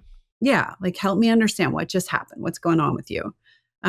Give that, that's soothing. That is co-regulating when someone's willing to kind of put their own stuff to the side for a second and meet you where you are and come into your world and try to understand you. That person is going to have an opportunity to say what's going on with them and be vulnerable and get some comfort for that. They're going to be so much more open now to understand what was going on with their partner. So I'm going to say, in a nutshell, the most successful couples are able to successfully repair. Yeah, I think you're totally right on, because conflict in a relationship is just inevitable, right? It really is. I mean, I would describe myself as a fairly securely attached person. I was really lucked out in terms of my primary caregivers. And even so, like there's all kinds of stuff comes up in a relationship, man. Like nobody gets through this unscathed. So the real question, the real question is like not, can we perfectly avoid conflict? It's like, can we handle conflict pretty well when it comes up? And for a lot of people, their model of conflict is something to be avoided. Conflict is something that is incredibly damaging when it appears. It's explosive. There are a lot of painful experiences associated with conflict, as opposed to developing a little bit more of a model of conflict that's about learning, about creating an environment where you can be safe even when you're disagreeing with somebody else. Like those kinds of models are just a lot less common for people. And is that something that you find that is able to be developed over time, that kind of like safer model of being able to do a repair interaction or be able to engage in a disagreement? Yeah, I mean, that is couples work. So if couples work is possible to be successful, then that is why, I mean, conflict is not a bad thing. It's just an is thing. It's, I like the color blue. I like the color red. What color are we going to paint the wall? I mean, that's conflict, right? And it can obviously get more uncomfortable, the stakes can be higher, but it's not just managing the conflict. It's also in the process of managing conflict, growing connection. A relationship isn't healthy just because partners can do conflict well. It's also healthy because they connect well. The beauty of conflict is, conflict gets down to the vulnerability that is actually the most connecting. So conflict can be an enormous opportunity, not just to get through it okay, but to actually grow from the experience of navigating it. So that's something that might actually strengthen the attachment bond inside of a couple. Absolutely. Just that, Yes. that sense of connection and relationship. Absolutely. When you start to see your partner through that lens, next time you have some kind of issue come up, that those pieces, those fragments of those experiences that you talked about are going to be there, and it's just going to make more empathy. It's going to make less, more resilience. Next comes a segment from one of the most popular episodes we've had on the podcast, which focused on self-abandonment, people-pleasing tendencies, and anxious attachment. In this conversation, I asked Rick about the crux of anxious attachment, that belief I mentioned at the beginning of the episode, that this person can trust other people, but they can't really trust themselves. And he gave some great advice focused on how somebody can work with that belief and build up a stronger sense of self-trust. Self-abandonment comes up as a problem for people when they come from a background where safety is a more critical issue than authenticity. Like that's the choice that's being made, is that you're being inauthentic in order to be safe. And so we abandon authenticity and bond to an external other that we perceive as something that gives us safety. Like that's the model of it, if you think about it. The premise of that behavior is the belief that you cannot derive safety from yourself. That when you are alone, you cannot be safe. You cannot provide it to yourself. You cannot create a secure environment on your own. You have to do it through that external reference that we've been talking about throughout this episode. And I'm wondering how you would work with somebody to change that belief and to increasingly let them believe in themselves as a source of safety and security. There are very good, effective ways into this. They often start with more cognitive, rational, reality-based approaches in which if you're working with someone who has intact function in those ways, you help them to realize that they've transferred into the present a whole bunch of predictions and expectations from their past. It's understandable. But these days, those predictions are not accurate anymore. Those expectations are untrue. The way I do it systematically myself is I say, well, when you were young, the odds of a bad event, if you, let's say, spoke up, okay, and we're authentic, you were authentic. So the odds of a bad event were very high. The impact on you was huge. And your capacity to cope with it was very minimal. So now we bring that into the present. But in the present, factually, the odds of a bad event of you speaking up in normal range ways are very low, particularly if you choose people that don't reenact your scripts from your childhood. Hello. Second, Even if they do get kind of feisty and grumpy after you speak up, you're just not going to be blown out of the water like you were when you were 2 years old or 12 years old, because you've got now a much more mature nervous system and you have self-regulatory, capacities that you've resourced up over time. You have more shock absorbers inside yourself now. And third, you're able to cope with it much more. When you were trapped when that teacher was yelling at you as a 12-year-old, you couldn't cope, you couldn't get away, or those bullies were shaming you. You couldn't get away, but these days you can get away. You can cope in different ways. So recognizing those three things rationally can be really helpful. That would be one thing. A second thing would be certainly to access the sense of inner support, inner allies. I've talked about that.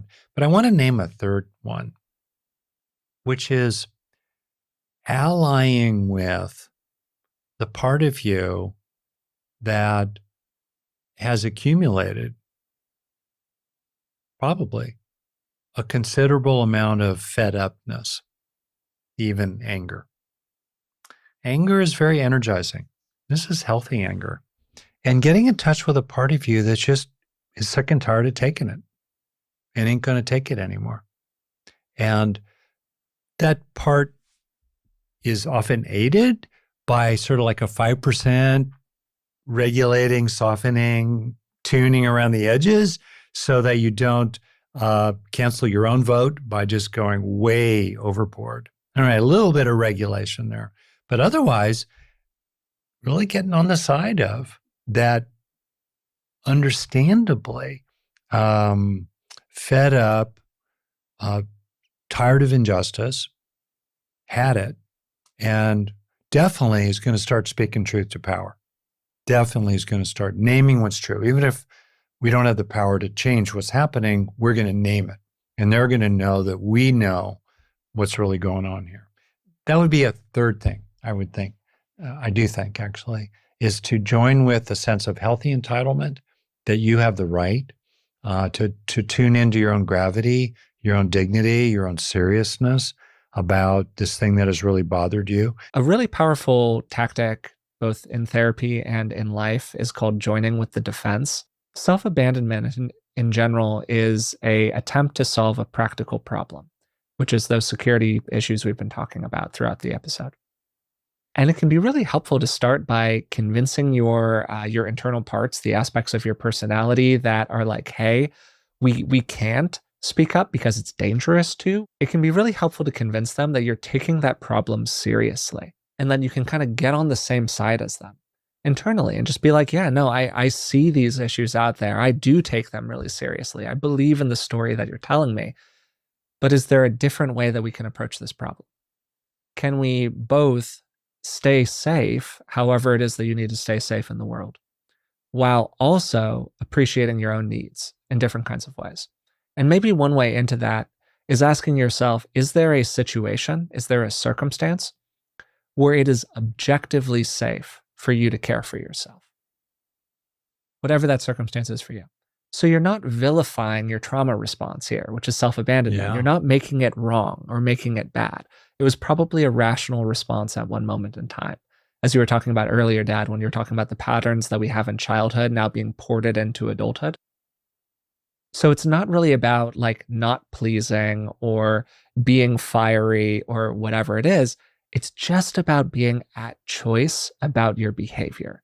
That's really where we're trying to go with all of this. Oh, beautifully said.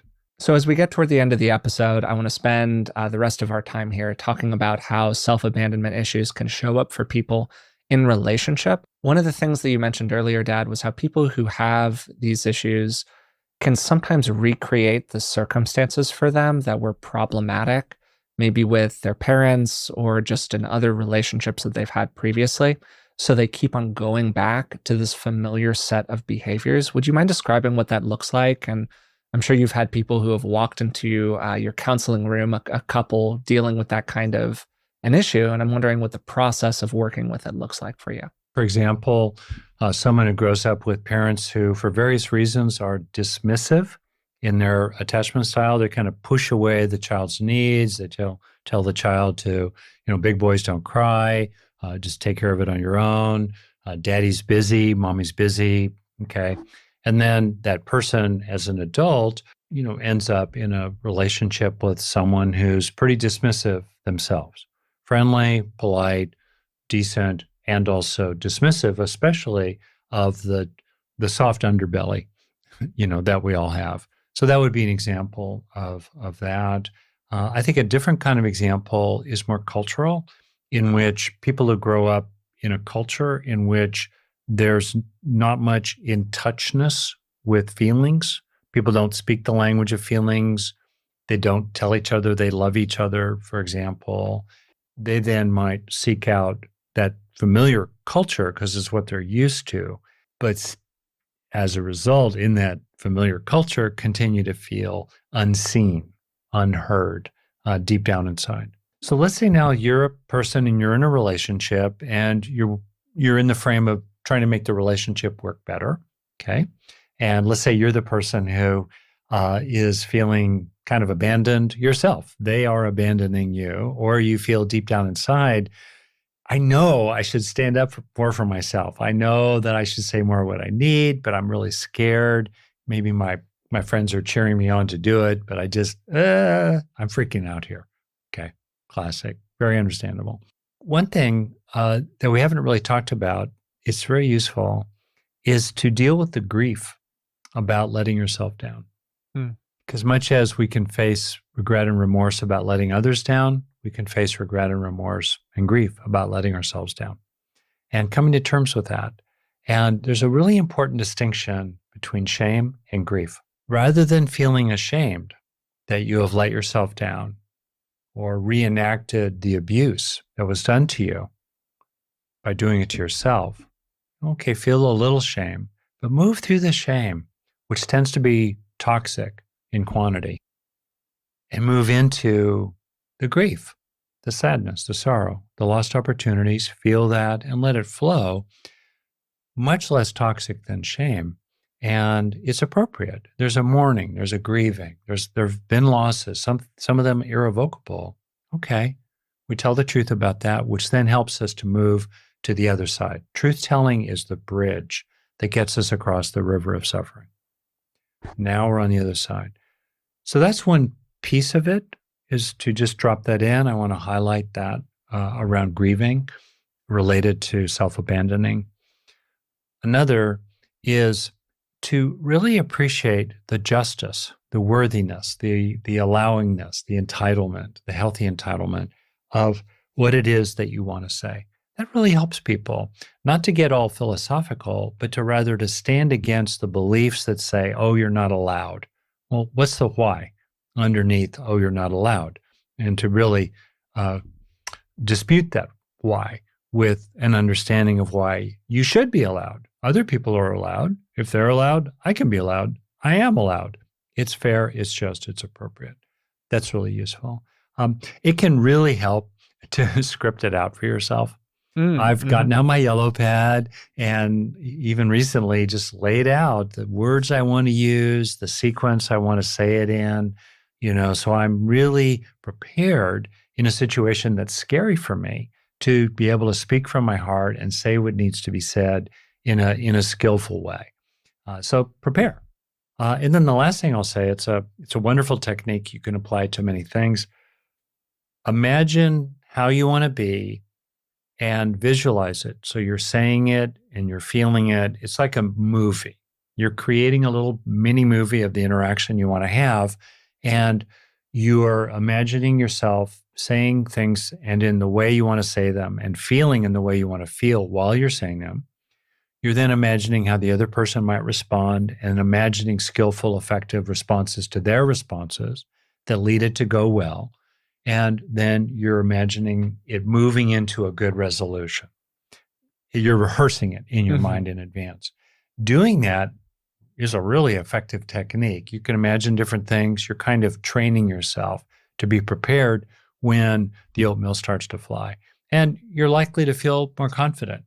If after a couple of cycles, especially a few cycles, of skillful loyalty to yourself, the other person is still resisting, well, then that's an indicator of, a significant issue in the relationship that then you have to think about. part of what you're pointing to here, Dad, is the notion of the scripts that can appear inside of our relationships and like the more familiar scripts that we fall into with somebody else, as opposed to being more deliberate and at choice about the words that we're saying and the ways that we're interacting with another person.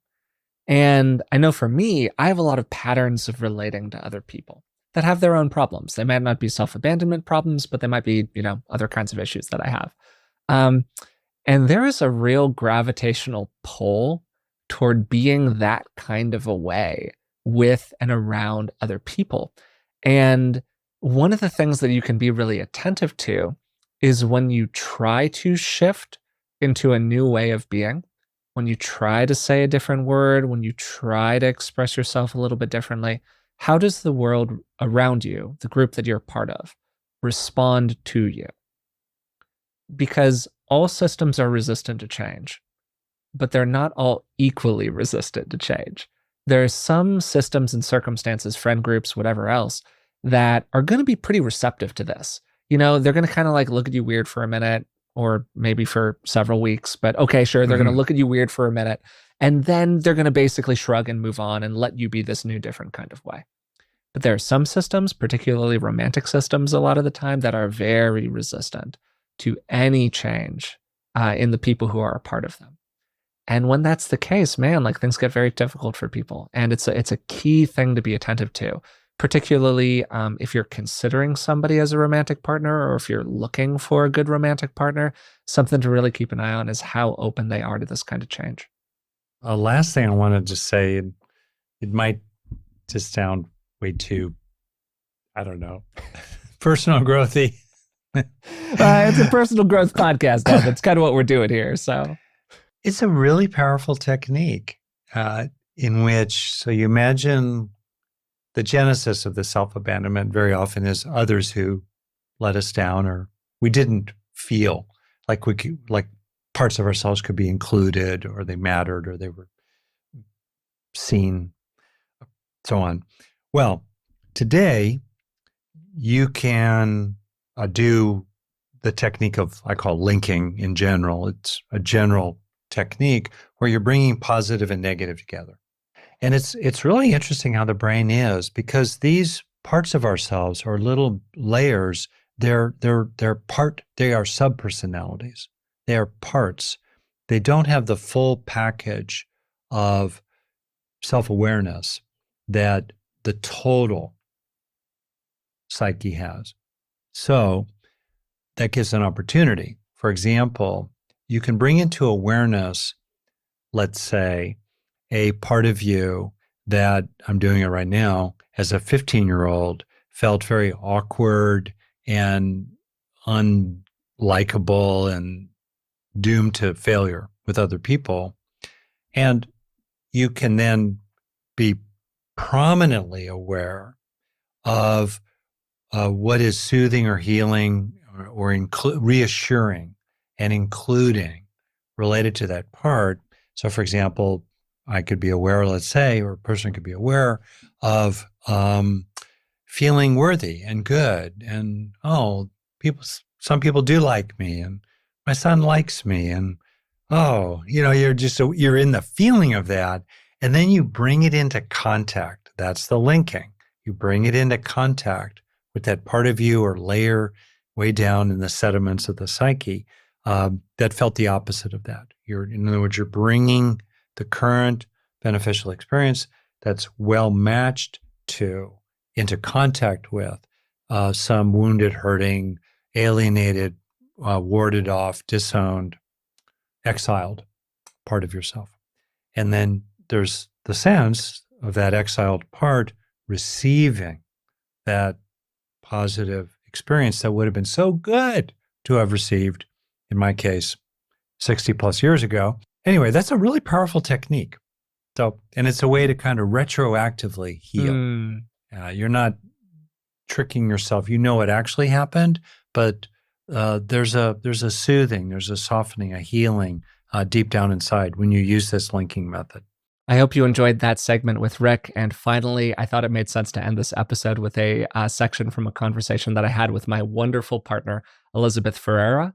Elizabeth is a somatic therapist in her associateship, and we talked about how to get more comfortable with vulnerability and some of the specific things that have helped us get better at managing our different attachment needs, including balancing different desires for closeness and distance and dealing with conflict and supporting each other along the way.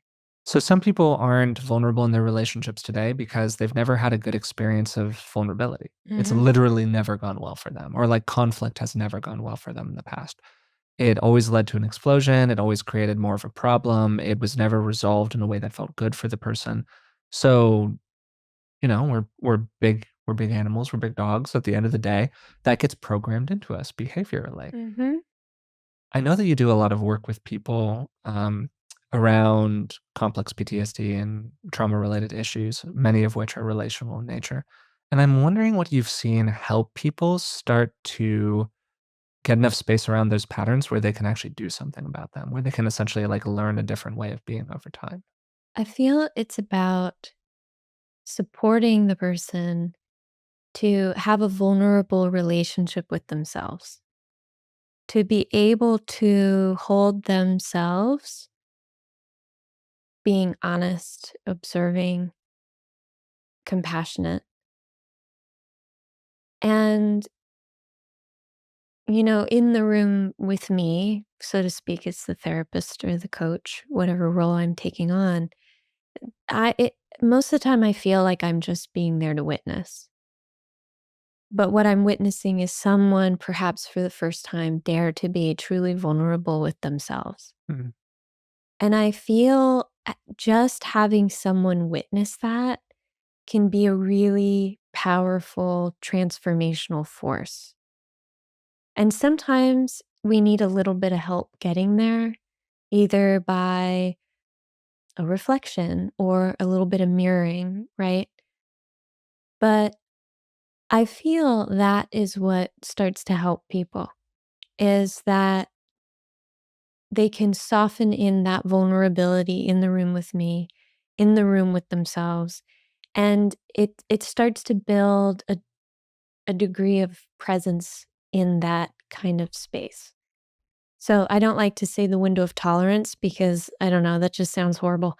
I like to say window of presence, right? So you're building your capacity to be vulnerable. And then you get to practice kind of outside. Like, what's it like? Don't dump all the treasure on one person all at once. Of course not, like you got to earn this.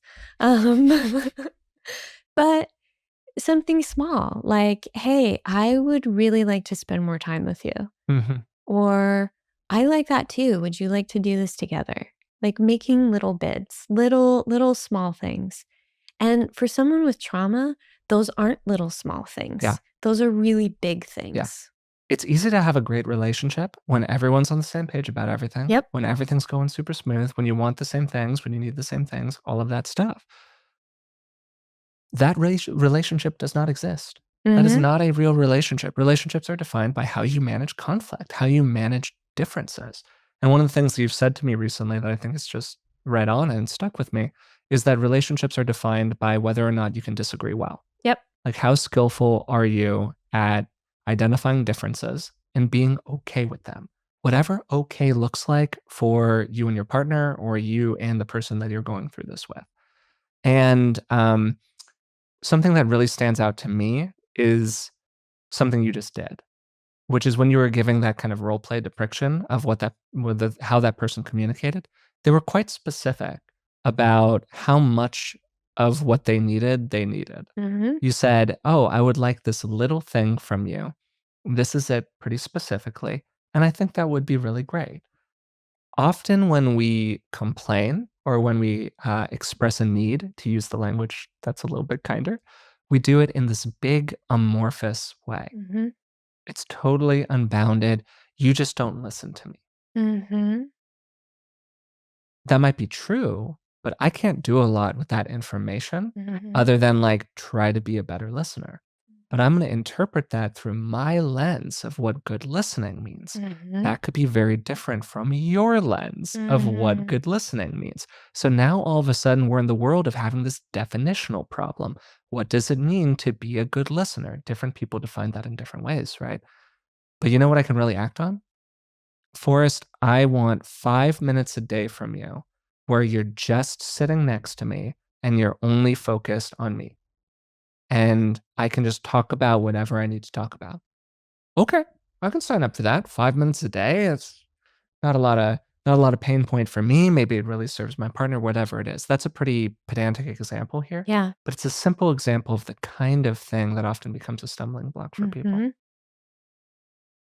And I think that because now we're getting also into wants and needs. And it's really hard, I think, for most people to ask for what they want and Yeah. ask for what they need. Yeah. And we're so bad at it that that's how the resentments come in because we try to say it kind of in a roundabout way, or we try to allude to it. Well, only if you want to, kind of stuff. And we're not direct and we're not clear because Mhm. the risk is if we are direct and we are clear, you could say no. Yeah. You could say, wow, that sounds really dumb. Or, you could be nasty with it. Yeah. And I think that's the underlying fear Mhm. is, well, if I actually say it, it's going to be rejected again. And so I think that when we're in a relationship with a person who's trying, someone who kind of in that scenario just described, when you don't listen to me, okay, well, you can kind of start to see they're trying their best. We're missing each other. There's a misattunement happening. I don't know how to say what I actually need.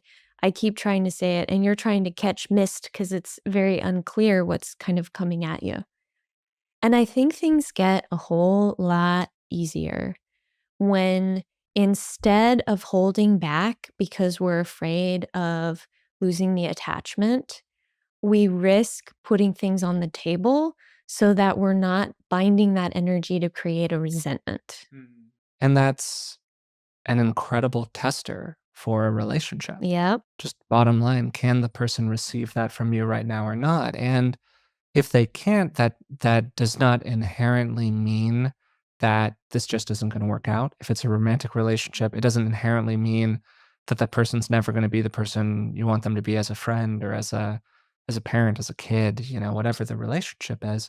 But it does indicate that right now, that part of you, there's no space for it. Mm-hmm. And so that need needs to be met in some other way, in some other place. Yep. If you want to keep on having this relationship with that person, a phrase that Rick has that I really like, this is my dad, is resizing the relationship with somebody else. Mm-hmm. So we have a foundation that we know that we're solid on. And then as we walk out to the edge of the foundation, we get onto shakier and shakier ground with the other person. Mm. And there are some things that we know are a little unstable, like, ooh, that's a little edgy, like, I'm not so comfortable there. But over here, we've gone there in the past and I'm good there. I'm confident that we can go there again. And all the time, we're doing that exploring process. Mm-hmm. And a really healthy thing to do is to keep on updating inside of ourselves. Where are we actually comfortable?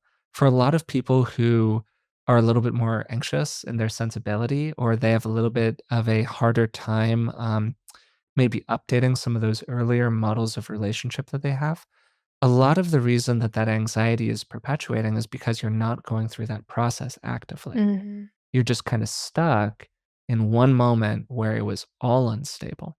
And you're having a really hard time internalizing the feeling of like, oh, that actually went okay. Mm-hmm. And that's easier said than done, particularly if you have a trauma history inside of relationships, way easier said than done.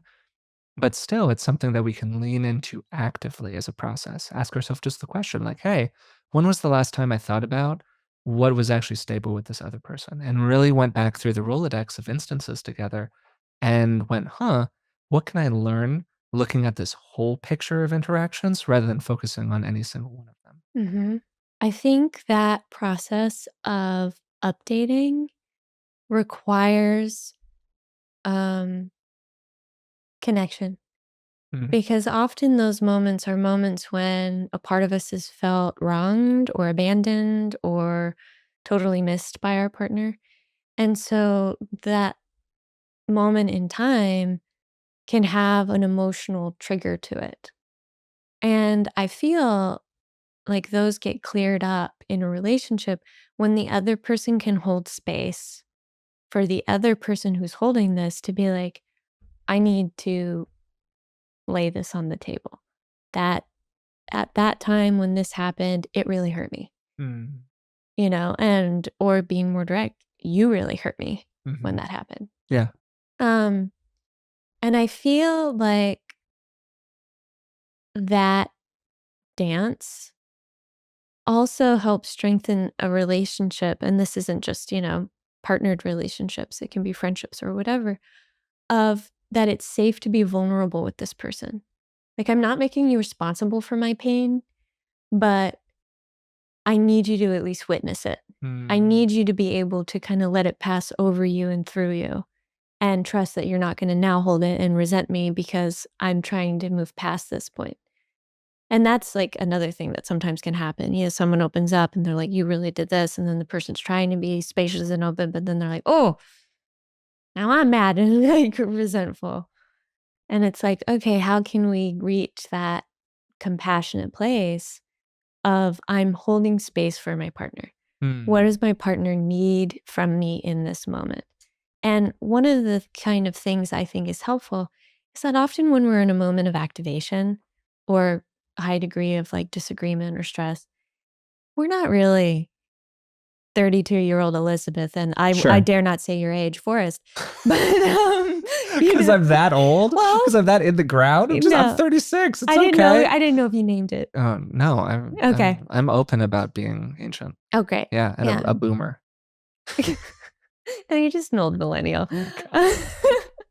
Anyway, my point is that often it is the little Elizabeth Yeah. and the little Forrest Yeah. going at it. Yeah, absolutely, 100%. And something that you said there that I really want to pull out is, what does my partner need from me right now? Yep. Or how can I support my partner right now? A really, really, really critical part of that I kind of alluded to earlier, but I just want to talk about a little directly right now, is there is a huge gap between, oh, they said that they want to be soothed. This is how I would want to be soothed. So I'm going to do that for them because that's what soothing looks like. Versus actually thinking, what does this person want? Maybe I should ask them, how would you like to be soothed? And they may or may not be able to answer that question.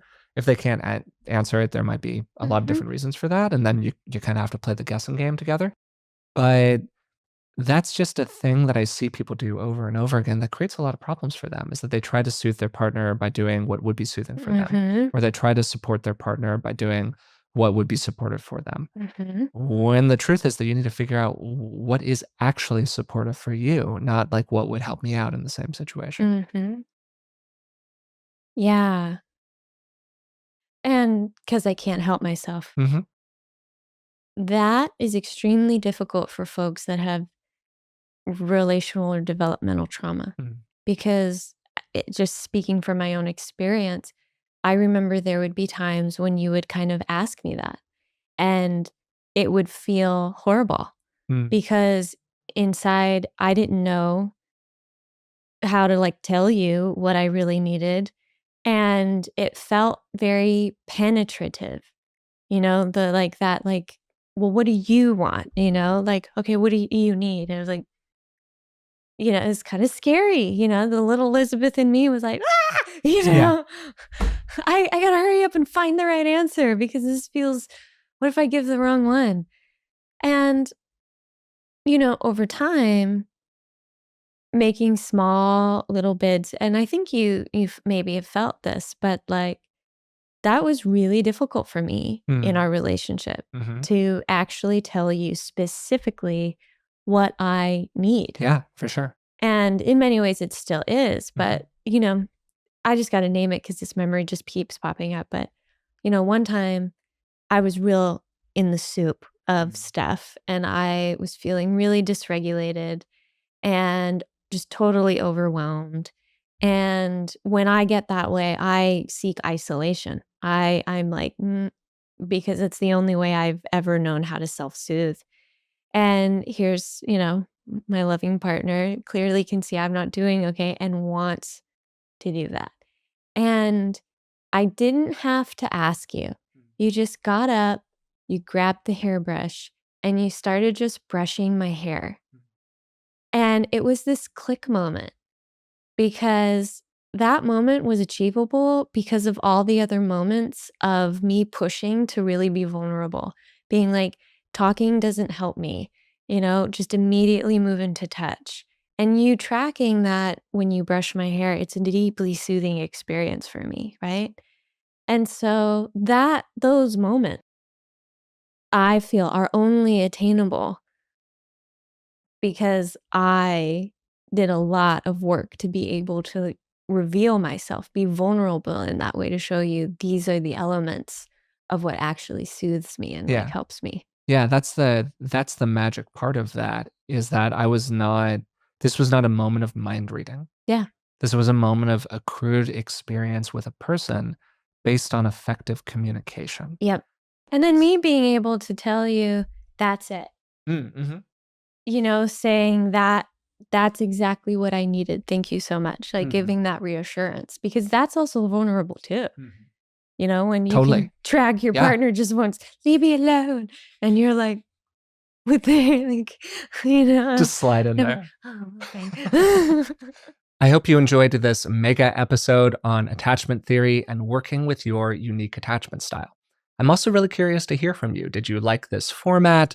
Did you get anything out of it? I certainly hope you did. And did it help you bring together some different perspectives on this topic, maybe in useful ways? You can let us know by leaving a comment if you're watching on YouTube, sending us an email to contact@beingwellpodcast.com, maybe even leaving a rating or a positive review. And we'd appreciate it if you would take a moment to subscribe to the podcast and maybe even consider supporting us on Patreon. It's patreon.com/beingwellpodcast. For just a few dollars a month, you can support the show and get a bunch of bonuses in return. A few takeaways for me from everything today. All of the experts I talked to during this episode, Rick, Sue, Julie, and Elizabeth, emphasized that most relationship conflicts aren't really about surface issues. They're about emotional safety and connection. And how we approach and look for and feel about emotional safety and connection is shaped by our earliest relationships, which then influence our attachment style. This can often manifest for people as the anxious-avoidant dynamic, where one partner pursues connection while the other distances themselves. While early experiences shape our patterns, they're not permanent. By internalizing experiences of being seen and heard and valued, and building up a stronger sense of self-efficacy generally, this is a kind of belief in ourselves as a secure attachment figure, somebody we can rely on to solve problems and deal with difficult situations, we can develop much more security over time. The conversations revealed even some practical steps for developing more secure relationships. Slowing down during conflicts to understand deeper emotions, validating feelings even during disagreement, and recognizing that differences in relationship needs are normal and natural. They're not weaknesses. This is what allows us to have those bonding conversations that Dr. Sue talked about, ones where we can safely express our vulnerability in front of another person. And as Julie said, the goal isn't perfect security that doesn't really exist, but rather developing enough stability to navigate challenges effectively. I had a great time putting this episode together, and I'm looking forward to hearing from you about it. Until then, thanks for listening, and I'll talk to you soon.